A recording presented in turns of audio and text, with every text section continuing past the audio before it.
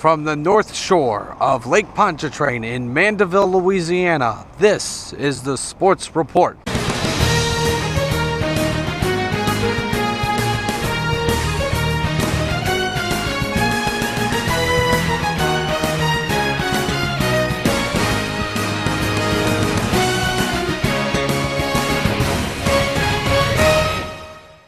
Hello everybody and welcome to another edition of the Sports Report. I'm Paul. My partner Chris is on vacation. The BCS is now come and gone. 16 years of the BCS, and now we don't have to talk about it anymore. But on the contrary, we will continue to talk about it, especially on this show. Today I'm going to give you my top 3 BCS controversies that have happened during that span. But let's recap some of the successes of the BCS, what it has produced from the top 5 conferences in America. We start with the Southeastern Conference, who won 9 national championships, 7 straight. Auburn had an opportunity to close out the BCS era with an 8th straight national championship for the Southeastern Conference. It wasn't meant to be.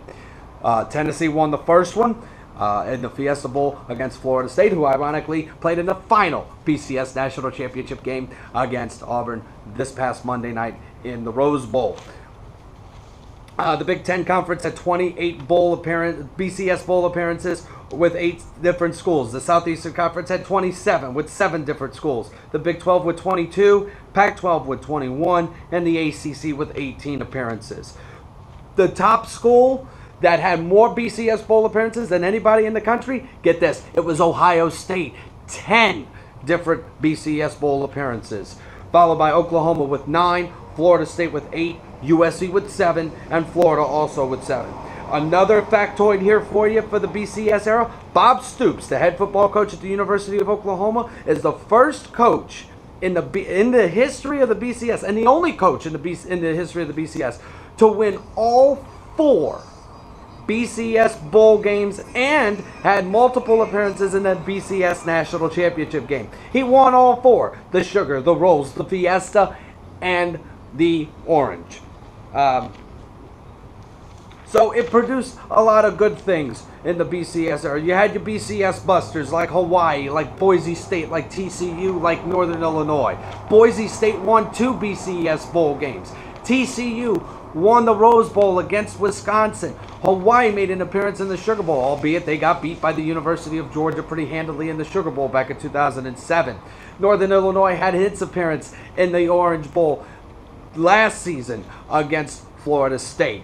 It was an unbelievable era, marred by controversy, and now I'm going to give you my top 3. We start with the 2000-2001 season. It was Florida State with 1 loss against an undefeated Oklahoma. Florida State wasn't even ranked in the top 2 in both human polls. Miami was number 2 in the country in the human polls. They had 1 loss. They lost to the University of Washington, but Miami beat Florida State, and that was an instant gripe. Miami ended up playing in the Sugar Bowl that year and ended up winning the Sugar Bowl. The University of Washington, who ended up beating Miami, they had 1 loss. They won the Pac-12 championship, and they ended up playing in the Rose Bowl instead of the national championship game in the Orange. Both Miami and Washington ended up winning their bowl games pretty handily. Florida State ended up losing the national title game against Oklahoma. Miami was part of another controversy the very next season. This time they weren't the ones griping. They played for the national championship. The team that they had to play, the University of Nebraska, didn't even play for their conference title, the Big 12. They lost to Colorado pretty handily in the last game of the season. Colorado ended up winning the Big 12 conference title game, but they ended up losing their BCS bowl game against Oregon, who, incidentally, they were the ones that griped more than anybody that year. They should have been the ones to play for the national title. They got passed over. They could have won. That team was led by Joey Harrington, who is now, who knows where Joey Harrington is right now? I don't.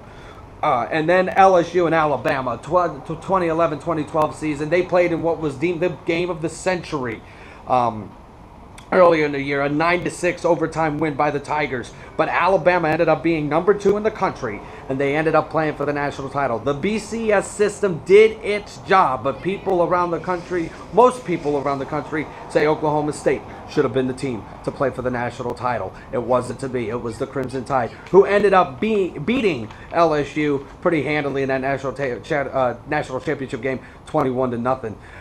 Some say that game could have been a split national title had LSU put up a little bit more of a fight, had LSU kept it close against Alabama. Those are my top 3 controversies. My partner Chris, his top 2 controversies of the BCS era was Auburn getting passed over in 2004 as an undefeated team, and then his number 1 controversy was the one that I just mentioned, LSU and Alabama.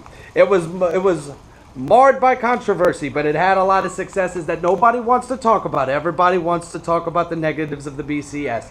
It did. Most say the BCS was there. It did its job, albeit most people may not have liked it.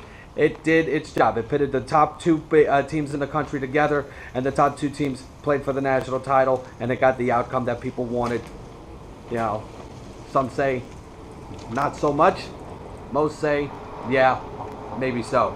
But now, after 16 years, we now look forward to a 4-team college football playoff, where it will be a 13-person committee led by the likes of Archie Manning and Condoleezza Rice. They will be the ones in charge of picking the top 4 teams in the country, and those 4 teams will play in a single elimination playoff to decide who the national champion will be for the 2014-2015 season. That's the system that we're going to have in place at least for the next 10 to 12 years. We'll see where that goes from there. Hell, the playoff system may expand from 4 teams to 8 teams. You just never know what's going to happen. This is college football. A lot of crazy things have happened. For the Sports Report, I'm Paul.